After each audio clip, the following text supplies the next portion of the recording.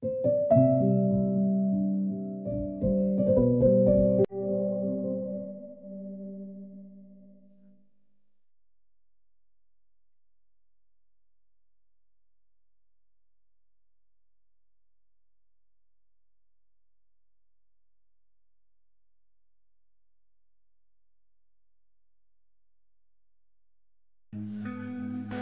নিচে বসেছো কেন? সোফা তো ফাঁকাই আছে, উপরে উঠে বসো। ওর নাম শেফালি, ও আমাদের গ্রামে থাকে। ওর মা একদিন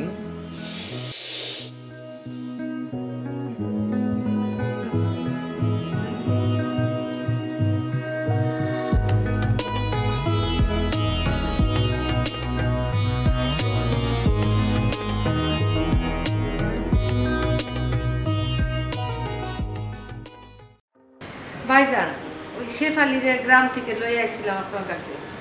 ওরে একটু রাইখে যান। চাচি আম্মা কইছিল যদি কোনো বিপদ টিপদে পড়ি তাহলে যেন আপনাদের কাছে আমার মায়েরা লইয়া আসি। মানুষের বাসায় কাম করি যে মানে দেখে শুনে রাখতে পারি না। যদি একটু রাখেন আমার একটু ভালো হইতো ভাইজান। ঠিক আছে, ওই রুমে আম্মা আব্বা আছে, যাও ওগুলো একটু দেখা করে যাও। আচ্ছা ভাইজান, তুমি ভালো মতো থাকো মা, মন খারাপ করো না। তারপর থেকে বাসার ছোটখাটো কাজ ওই করে, মাঝে মাঝে ওর মা এসে ওকে দেখে যায়। আমরা কিন্তু গত 2 বছরে কখনোই ওকে উপরে বসে টিভি দেখতে বলিনি, ও নিচেই বসে। এখন থেকে ও উপরেই বসেই টিভি দেখবে। আজ থেকে তুমি উপরে বসেই টিভি দেখবে। এসো।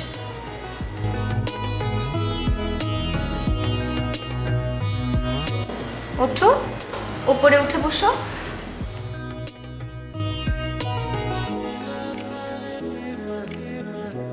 এখন থেকে তুমি উপরেই বসবে। ঠিক আছে, পারভেজ, একটু শোন। আসছি।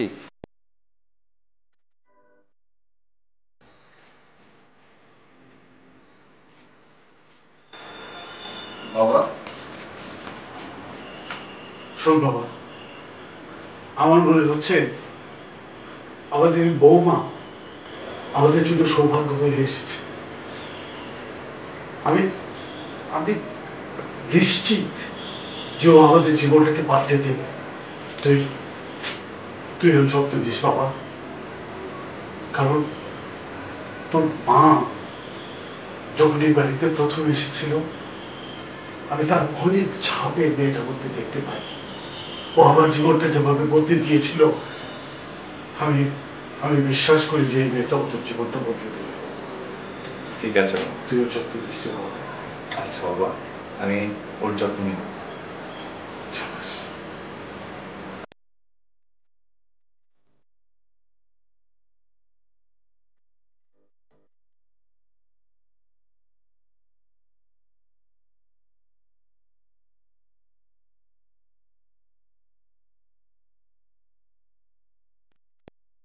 বাবার কথা অক্ষরে অক্ষরে মিলে গেল।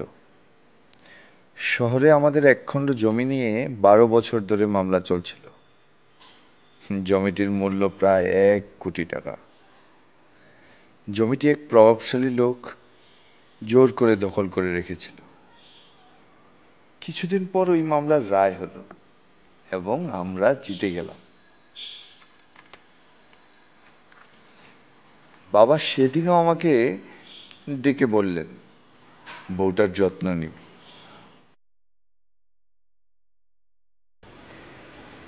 কিন্তু বাবার কথা শেষ পর্যন্ত রাখতে পারলাম না।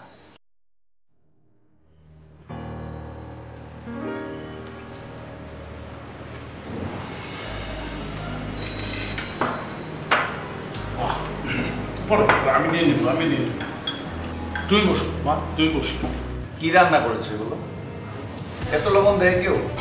মুখে নেওয়া যাচ্ছে না। এই আস্তে কথা, আমিও তো খাচ্ছি, তুই আমার তো লবণ মনে হচ্ছে না। আশ্চর্য, এটা কোনো ল্যাঙ্গুয়েজ হলো?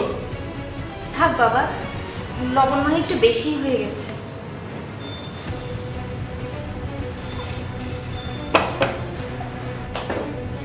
তুমি কোথায় যাচ্ছ? আমি আর খাবো না। বাবা,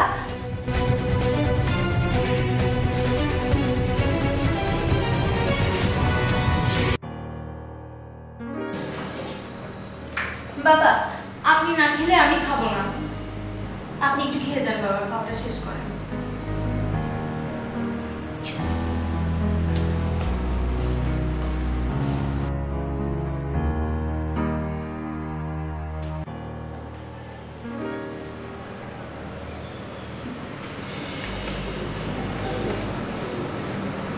আশ্চর্য।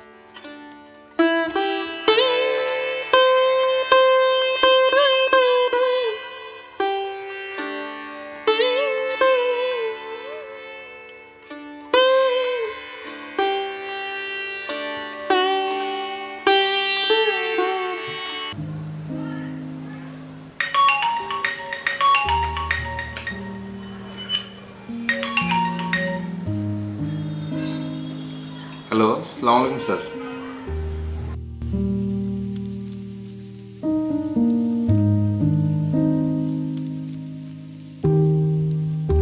জি স্যার, আমি এখনই দেখছি স্যার।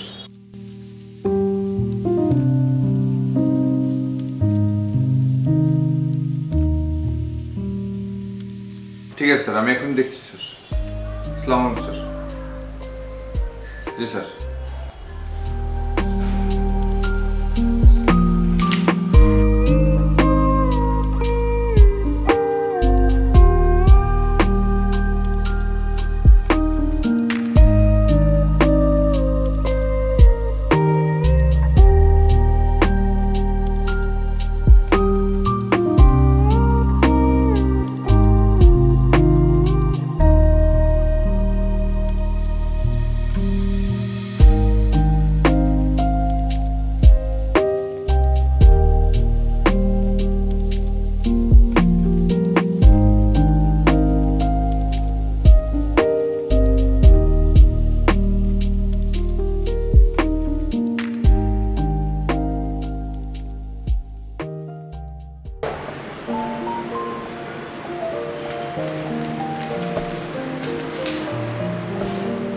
বাবা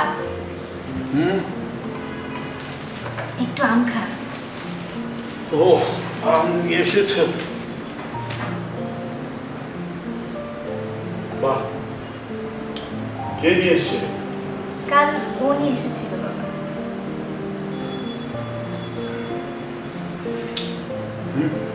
খুব ভালো। তুমি খাবে না? আমরা খেয়েছি বাবা।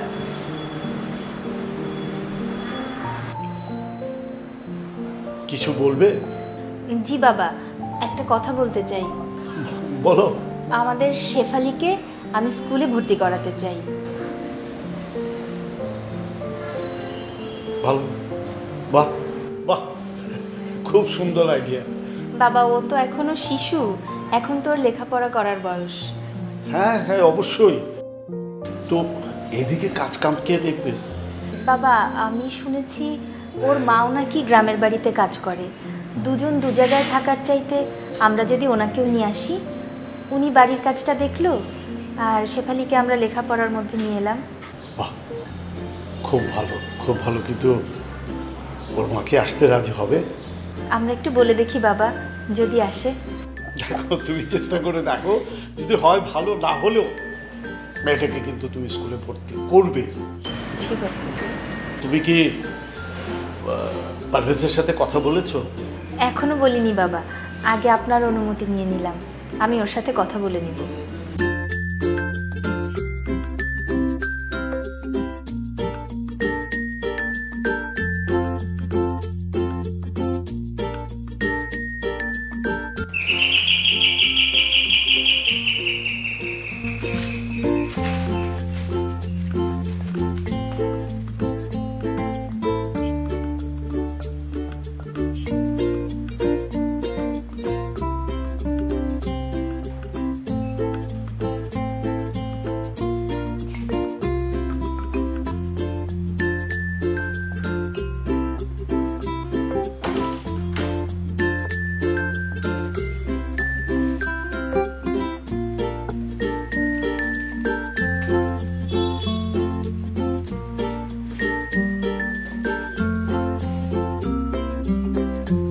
হয়েছে তোমার?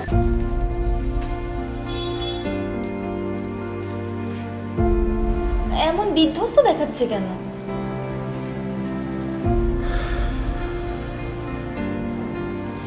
আমাকে তুমি ক্ষমা করে দাও, আমি তোমার সাথে অনেক খারাপ বিহেভ করেছি। এভাবে বলছো কেন? কি হয়েছে, কোনো সমস্যা? অফিসে একটা মস্ত বড় সমস্যা হয়ে গেছে, কি করবো কিছুই বুঝতে পারছি না। ভয় পেও না, সব ঠিক হয়ে যাবে।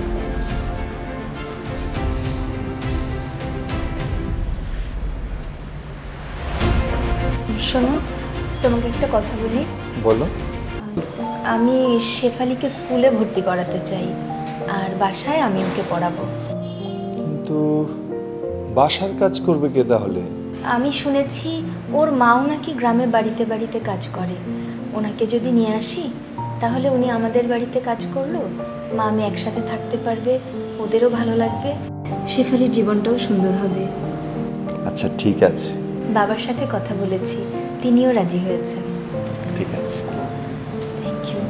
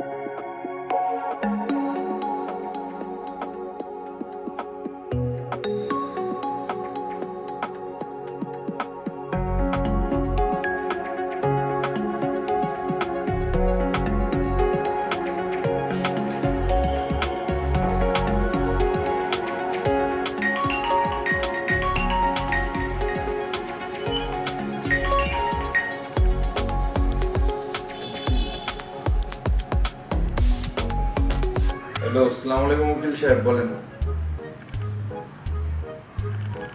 কি? আচ্ছা, ওরা মামলা তুলে নিয়েছে? Oh my goodness, thank you thank you.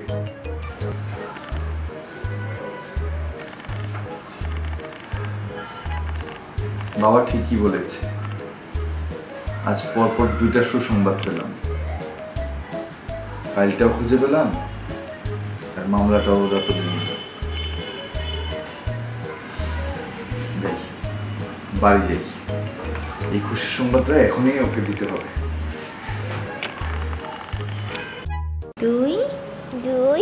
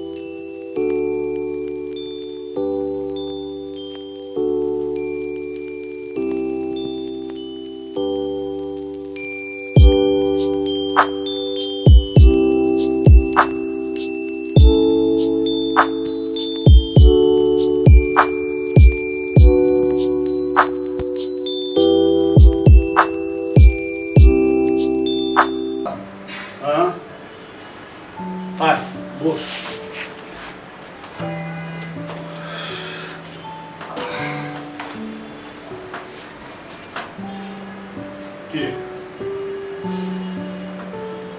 সব ঝামেলা শেষ হয়েছে? হ্যাঁ বাবা, সব কিছুই খুব ভালোভাবে শেষ হয়েছে। বিশাল বড় একটা বিপদের হাত থেকে রক্ষা পেলাম। শোন, সব সময় বউয়ের যত্ন নিবি। আচ্ছা, তুমি সব সময় বলো বউয়ের যত্ন নিবি, বউয়ের যত্ন নিবি, কেন বলো তো? শোন, একটা মেয়ের যখন বিয়ে হয়, প্রথম শ্বশুর বাড়িতে যায়, অচেনা অজানা একটা জায়গায় গিয়ে ওঠে, তখন কিন্তু উপরওয়ালা তার সাথে সৌভাগ্য কথাটা লিখে পাঠায়। যারা এটার মর্যাদা দিতে পারে, এটাকে সম্মান করতে পারে, তাদের জীবনটা খুব সুন্দর হয়, তারা সেই সৌভাগ্যের অধিকারী হয়। আর যারা পারে না, তাদের জীবনটা ভেঙে চুরমার হয়ে যায়।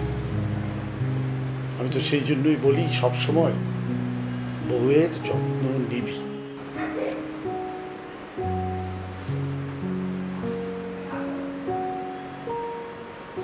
তুমি ঠিকই বলেছো বাবা, এই জন্যই তুমি কোনোদিন মার সাথে খারাপ ব্যবহার করোনি, আর তার কারণে তুমি শূন্য হাত থেকে সফল হয়েছো, আর আমাদের জীবনটাও সুখী হয়েছে। আমি তোমার কথা